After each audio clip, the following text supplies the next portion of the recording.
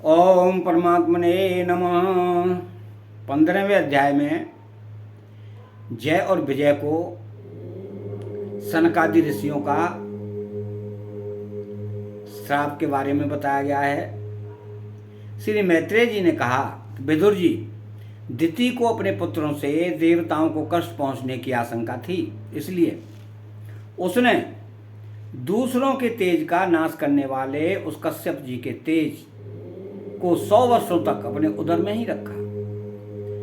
उस गर्भस्थ तेज से ही लोकों में सूर्य आदि का प्रकाश क्षीण होने लगा तथा इंद्रादि लोकपाल भी तेजोहीन हो गए। तब उन्होंने ब्रह्मा जी के पास जाकर कहा कि सब दिशाओं में अंधकार के कारण बड़ी अव्यवस्था हो रही है।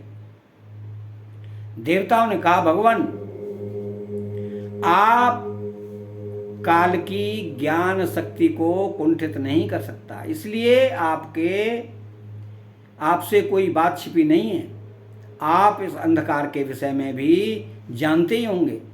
हम तो इससे बड़े ही भयभीत हो रहे हैं।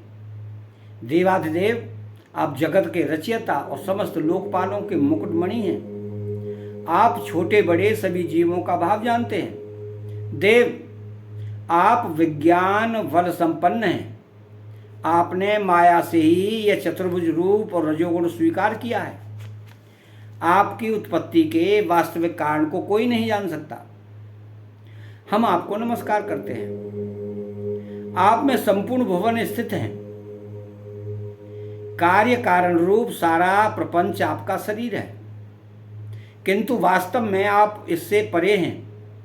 तो जो समस्त जीवों के उत्पत्ति स्थान आपका अनन्य भाव से ध्यान करते हैं, उन सिद्ध योगियों का किसी प्रकार भी ह्रास नहीं हो सकता, क्योंकि वे आपके कृपा कटाक्ष से कृतकृत्य हो जाते हैं तथा प्राण, इंद्रिय और मन को जीत लेने के कारण उनका योग भी परिपक्व हो जाता है। रस्सी से बंधे हुए बैलों की भांति आपकी वेदवाणी से जकड़ी हुई सारी प्रजा आपकी अधीनता में नियम पूर्वक कर्मानुष्ठान करके आपको बलि समर्पित करती है। आप सबके नियंता मुख्य प्राण हैं। हम आपको नमस्कार करते हैं। भूमन, इस अंधकार के कारण दिन रात का विभाग अस्पष्ट हो जाने से लोगों के सारे कर्म लुप्त होते जा रहे हैं, जिससे वे दुखी हो रहे हैं। उनका कल्याण कीजिए और हम शरणागतों की ओर अपनी अपार दया दृष्टि से निहारिए। देव, आग जिस प्रकार ईंधन में पड़कर बढ़ती रहती है, उसी प्रकार कश्यप जी के वीर से स्थापित हुआ यह दिति का गर्भ सारी दिशाओं को अंधकार में करता हुआ क्रमशः बढ़ रहा है। श्री मैत्रेय जी कहते हैं कि महाबाहो, देवताओं की प्रार्थना सुनकर भगवान ब्रह्मा जी हंसे और उन्हें अपनी मधुर वाणी से आनंदित करते हुए कहने लगे। श्री ब्रह्मा जी ने कहा, देवताओं, तुम्हारे पूर्वज मेरे मानस पुत्र सनकादि लोगों की आसक्ति त्याग कर समस्त लोकों में आकाश मार्ग से विचरा करते हैं। एक बार वे भगवान विष्णु के शुद्ध सत्वमय सब लोगों के सरोभाग में स्थित वैकुंठ धाम में जा पहुंचे।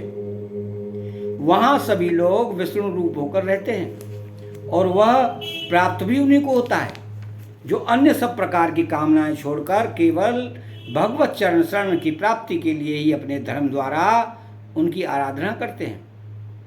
वहां वेदांत प्रतिपाद्य धर्म मूर्ति श्री आदि नारायण हम अपने भक्तों को सुख देने के लिए शुद्ध सत्वमय स्वरूप धारण कर हर समय विराजमान रहते हैं। उस लोक में नई श्रेयस नाम का एक वन है जो मूर्तिमान कैवल्यशाही जान पड़ता है।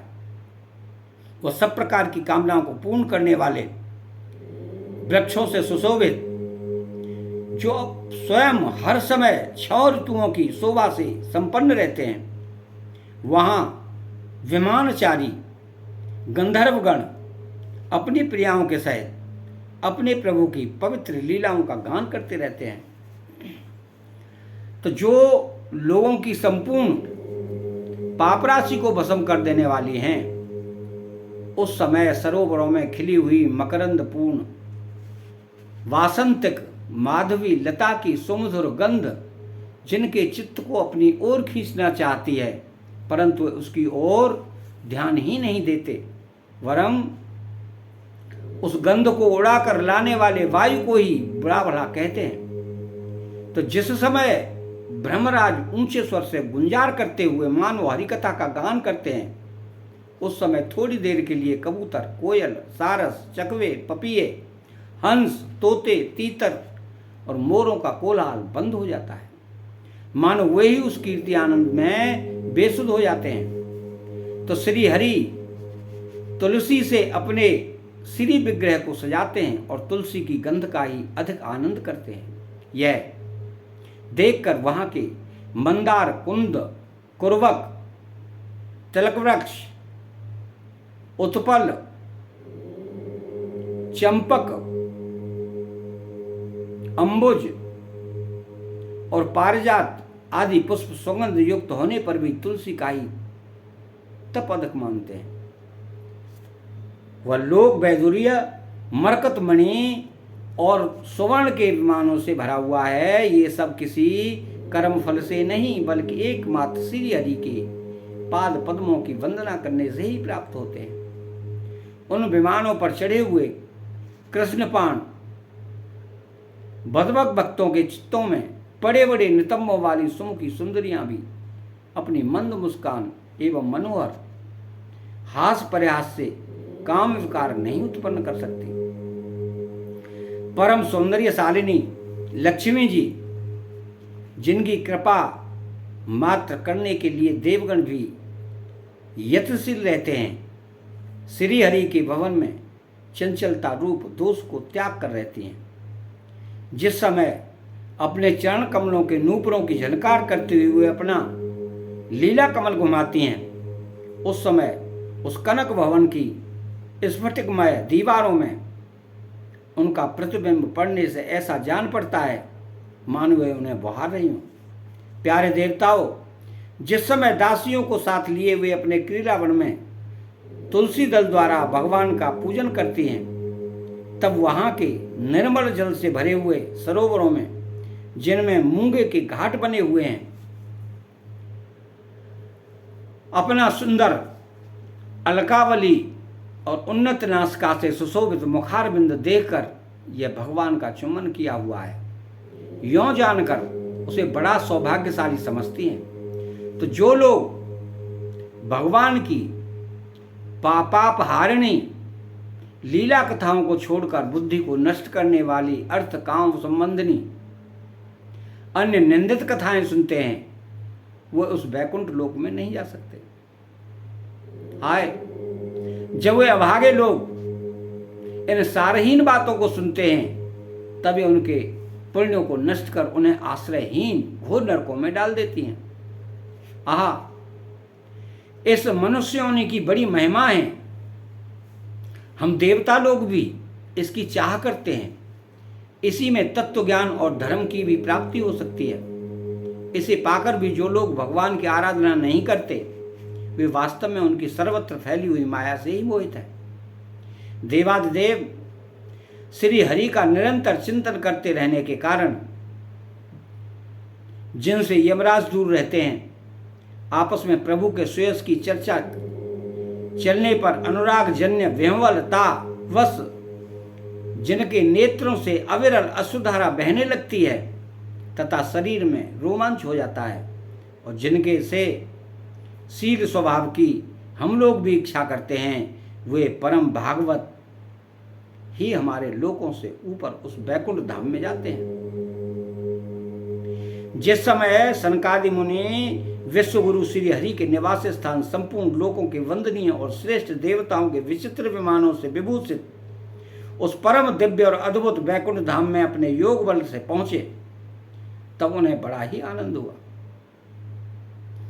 भगवत दर्शन की लालसा से अन्य दर्शनीय सामग्री की उपेक्षा करते हुए वैकुंठ धाम की 6 ड्योढ़ियों पार करके जब वे 7वीं पर पहुंचे, तब वहां उन्हें हाथ में गदा लिए 2 समान आयु वाले देवश्रेष्ठ दिखलाई दिए।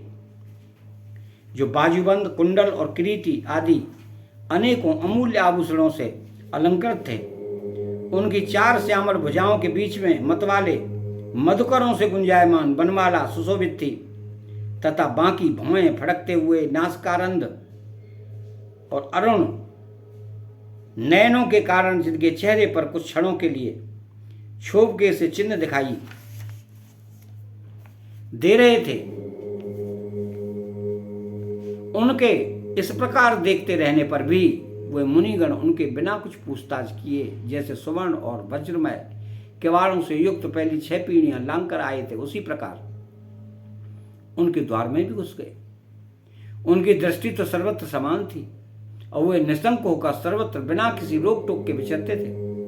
वे चारों कुमार पूर्ण तत्वज्ञ थे तथा ब्रह्मा की सृष्टि में आयु में सबसे बड़े होने पर भी देखने में 5 वर्ष के बालकों से जान पड़ते थे और दिगंबर वृत्ति से नंग धड़ंग रहते थे। उन्हें इस प्रकार निसंकोच रूप से भीतर जाते देख उन द्वारपालों ने भगवान के शील स्वभाव के विपरीत सनकादि के तेज की हंसी उड़ाते हुए उन्हें बेंत अड़ाकर रोक दिया। यद्यपि वो ऐसे दुर्व्यवहार के योग्य नहीं थे। जब उन द्वारपालों ने वैकुंठवासी देवताओं के सामने पूजा के सर्वश्रेष्ठ पात्र उन कुमारों को इस प्रकार रोका, तब अपने प्रियतम प्रभु के दर्शनों में विघ्न पड़ने के कारण उनके नेत्र सहसा कुछ कुछ क्रोध से लाल हो उठे और वे इस प्रकार कहने लगे। मुनियों ने कहा कि अरे द्वारपालो, जो लोग भगवान की महती सेवा के प्रभाव से इस लोक को प्राप्त होकर यहाँ निवास करते हैं वे तो भगवान के समान ही समदर्शी होते हैं। तुम दोनों भी उन्हीं में से हो, किंतु तुम्हारे स्वभाव में यह विषमता क्यों है? भगवान तो परम शांत स्वभाव हैं, उनका किसी से विरोध भी नहीं है। फिर यह यहाँ ऐसा कौन है जिस पर शंका की जा सके? तुम स्वयं कपटी हो, इसी से अपने ही समान दूसरों पर शंका करते हो। भगवान के उदर में यह सारा ब्रह्मांड स्थित है, इसलिए यहाँ रहने वाले ज्ञानी जन सर्वात्मा श्री हरि से अपना कोई भेद नहीं देखते, बल्कि महाकाश में घटाकाश की भांति उनमें अपना अंतर्भाव देखते हैं। तुम तो देव रूपधारी हो, फिर भी तुम ऐसा क्या दिखाई देता है जिससे तुमने भगवान के साथ कुछ भेदभाव के कारण होने वाले भय की कल्पना कर ली? अरे तुम हो तो इन भगवान वैकुंठ धाम के पार्षद, किंतु तुम्हारी बुद्धि बहुत मंद है। अतएव तुम्हारा कल्याण करने के लिए हम तुम्हारे अपराध के योग्य दंड का विचार करते हैं। तुम अपनी भेद बुद्धि के दोष से इस वैकुंठ लोक से निकलकर उन पापमय योनियों में जाओ जहां काम, क्रोध, लोभ, प्राणियों के ये 3 शत्रु निवास करते हैं। सनकादिक के ये कठोर वचन सुनकर और ब्राह्मणों के शाप को किसी भी प्रकार के शस्त्र समूह से निवारण होने योग्य न जानकर श्री हरि के वे दोनों पार्षद अत्यंत दीन भाव से उनके चरण पकड़कर पृथ्वी पर लुट गए। वे जानते थे कि उनके स्वामी श्री हरि भी ब्राह्मणों से बहुत डरते हैं। फिर उन्होंने अत्यंत आतुर होकर कहा, भगवान, हम अवश्य अपराधी हैं, अतः आपने हमें जो दंड दिया है वह उचित ही है, वो हमें मिलना ही चाहिए। हमने भगवान का अभिप्राय न समझकर उनकी आज्ञा का उल्लंघन किया है। इससे हमें जो पाप लगा है वो आपके दिए हुए दंड से सर्वदा धुल जाएगा। किंतु हमारी इस दुर्दशा का विचार करके यदि करुणावश आपको थोड़ा सा भी अनुताप हो तो ऐसी कृपा कीजिए कि जिससे उन अधमाधम योनियों में जाने पर भी हमें भगवत स्मृति को नष्ट करने वाला मोह न प्राप्त हो। इस जब साधुजनों के हृदय धन भगवान कमलनाभ को मालूम हुआ कि मेरे द्वारपालों ने सनकादि साधुओं का अनादर किया है, तो वे लक्ष्मी जी के सहित अपने उन्हीं श्री चरणों से चलकर ही वहां पहुंचे, जिन्हें परमहंस मुनिजन भी ढूंढते रहते हैं, सहज में पाते नहीं। सनकादि ने देखा कि उनकी समाधि के विषय श्री वैकुंठ धाम स्वयं उनके नेत्र गोचर होकर पधारे हैं। उनके साथ साथ पार्षदगण छत्र चामरादि लिए चल रहे हैं तथा प्रभु के दोनों ओर राजहंस के पंखों के समान दो श्वेत चमर ढुलाए जा रहे हैं। उनके शीतल वायु से उनके श्वेत छत्र में लगी हुई मोतियों की झालर हिलती हुई ऐसी शोभा दे रही है मानो चंद्रमा की किरणों से अमृत की बूंदें झर रही हों। प्रभु समस्त सद्गुणों के आश्रम हैं। उनकी सौम्य मुखमुद्रा को देखकर जान पड़ता था मानो वे सभी पर अनवरत कृपा सुधा की वर्षा कर रहे हैं। अपनी स्नेहमयी चिंतवन से वे भक्तों का हृदय स्पर्श कर रहे थे तथा उनके सुविशाल श्याम वक्षस्थल पर स्वर्ण रेखा के रूप में जो साक्षात लक्ष्मी विराजमान थी, उनके मानो वे समस्त दिव्य लोकों के चूड़ामणि बैकुंठ धाम को सुशोभित कर रहे थे। उनके पीतांबर मंडित विशाल नितंबों पर झलमिलाती हुई करधनी और गले में भ्रमर से मुखरित वनमाला विराज रही थी तथा वे कलाइयों में सुंदर कंगन पहने अपना एक हाथ गरुड़ जी के कंधे पर रखकर दूसरे से कमल का पुष्प घुमा रहे थे। उनके अमोल कपोल बिजली की प्रभा को भी लजाने वाले मकराकृत कुंडलों की शोभा बढ़ा रहे थे। उभरी हुई सुगढ़ नासिका थी, बड़ा ही सुंदर मुख था, सिर पर मणिमय मुकुट विराजमान था तथा चारों भुजाओं के बीच महामूल्यवान मनोहर हार की और गले में कौस्तुभ मणि की अपूर्व शोभा थी। भगवान का श्री विग्रह बड़ा ही सौंदर्यशाली था। उसे देखकर भक्तों के मन में ऐसा वितर्क होता था कि इसके सामने लक्ष्मी जी का सौंदर्याभिमान भी गलत हो गया है। ब्रह्मा जी कहते हैं कि देवताओं, इस प्रकार मेरे महादेव जी के और तुम्हारे लिए परम सुंदर विग्रह धारण करने वाले श्री हरि को देखकर सनकादि मुनीश्वरों ने उन्हें सिर झुकाकर प्रणाम किया। उस समय उनकी अद्भुत छवि को निहारते निहारते उनके नेत्र तृप्त नहीं होते थे। सनकादिक मुनीश्वर निरंतर ब्रह्मानंद में निमग्न रहा करते थे, किंतु जिस समय भगवान कमल नयन के चरणारविंद मकरंद से मिली हुई तुलसी मंजरी के गंध से सुवासित वायु ने नासिकारंध्रों के द्वारा उनके अंतःकरण में प्रवेश किया, उस समय वह अपने शरीर को संभाल न सके और उस दिव्य गंध से उनके मन में भी खलबली पैदा कर दी। भगवान का मुख नील कमल के समान था, अति सुंदर अधर और कुंदकली के समान मनोहर हाथ से उनकी शोभा और भी बढ़ रही थी। उसकी झांकी करके वे कृतकृत्य हो गए और फिर पद्मराग के समान लाल लाल नखों से सुशोभित उनके चरण कमल देखकर वे उन्हीं पर ध्यान करने लगे। इसके पश्चात वे मुनिगण अन्य साधनों से सिद्ध न होने वाली स्वाभाविक अर्थ सिद्धियों से संपन्न श्री हरि की स्तुति करने लगे, जो योग मार्ग द्वारा मोक्ष पद की खोज करने वाले पुरुषों के लिए उनके ध्यान का विषय अत्यंत आदरणीय और नयनानंद की वृद्धि करने वाला पुरुष रूप प्रकट करते हैं। सनकादि मुनियों ने कहा कि अनंत, यद्यपि आप अंतर्यामी रूप से दुष्ट चित्त पुरुषों के हृदय में भी स्थित रहते हैं तथापि उनकी दृष्टि से ओझल ही रहते हैं, किंतु आज हमारे नेत्रों के सामने तो आप साक्षात विराजमान हैं। प्रभु, जिस समय आपसे उत्पन्न हुए हमारे पिता ब्रह्मा जी ने आपका रहस्य वर्णन किया था, उसी समय श्रवण रंधों द्वारा हमारी बुद्धि में तो आप आविराजे थे, किंतु प्रत्यक्ष दर्शन का महान सौभाग्य तो हमें आज ही प्राप्त हुआ है। भगवान, हम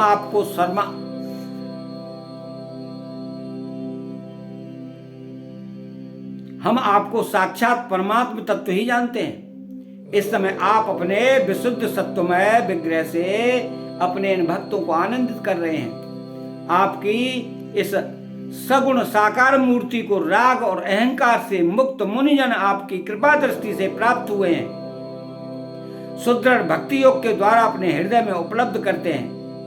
प्रभु, आपका सुयश अत्यंत कीर्तिमय और सांसारिक दुखों की निवृत्ति करने वाला है।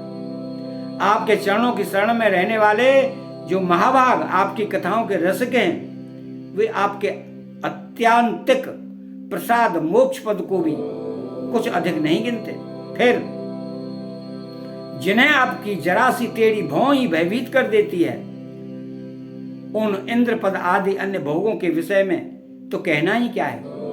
भगवान, यदि हमारा चित्त भौरे की तरह आपके चरण कमलों में ही रमण करता है और करता रहे, तो हमारी वाणी तुलसी के समान आपके चरण संबंध से ही शोभित हो और हमारे कान आपकी श्रेयस सुधा से परिपूर्ण रहे, तो अपने पापों के कारण भले ही हमारा जन्म नरकादि योनियों में हो जाए, इसकी हमें कोई चिंता नहीं है। विपुल कीर्ति प्रभो, आपने हमारे सामने जो मनोहर रूप प्रकट किया है, उससे हमारे नेत्रों को बड़ा ही सुख मिला है। विषयासक्त अति जितेंद्रिय पुरुषों के लिए इसका दृष्टिगोचर होना अत्यंत कठिन है। आप साक्षात भगवान हैं और इस प्रकार स्पष्टतया हमारे नेत्रों के सामने प्रकट हुए हैं। हम आपको प्रणाम करते हैं। अतः 15वां अध्याय समाप्त होता है। चैनल को सब्सक्राइब करें, बेल आइकन घंटी को दबाएं और कमेंट बॉक्स में श्री राधे कृष्णा लिखें। जय श्री कृष्णा।